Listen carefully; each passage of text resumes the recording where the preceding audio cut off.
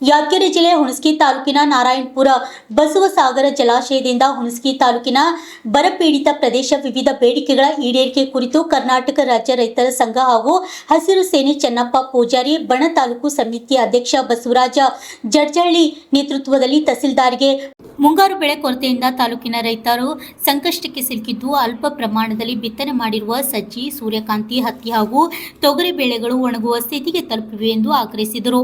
ಬಸವಸಾಗರ ಜಲಾಶಯದಿಂದ ಹಳ್ಳಿ ಕೆರೆಗಳಿಗೆ ನೀರು ಹರಿಸಿ ಪ್ರಾಣಿ ಪಕ್ಷಿಗಳ ಹಾಗೂ ಜಾನುವಾರುಗಳಿಗೆ ಕುಡಿಯುವ ನೀರಿನ ವ್ಯವಸ್ಥೆ ಕಲ್ಪಿಸಬೇಕು ಎಂದರು.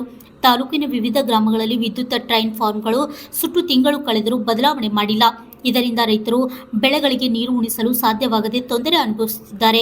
ತಕ್ಷಣ ಹೊಸ ಟಿಸಿಗಳನ್ನು ಅಳವಡಿಸಬೇಕು ಎಂದು ವೇದ ಬೇಡಿಕೆಗಳ ಈಡೇರಿಕೆಗೆ ಕರ್ನಾಟಕ ರಾಜ್ಯ ರೈತ ಸಂಘ ತಾಲೂಕು ಸಮಿತಿ ಅಧ್ಯಕ್ಷರಾದ ಬಸವರಾಜ ಜಡ್ಜಳ್ಳಿ ನೇತೃತ್ವದಲ್ಲಿ ಹುಣಸಗಿಯಲ್ಲಿ ಒತ್ತಾಯಿಸಲಾಯಿತು.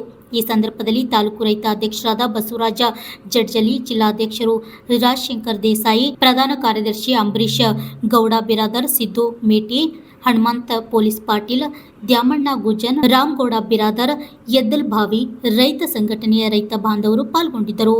Rajkumar Rathod, RJ32 Kannada news, Yadgir.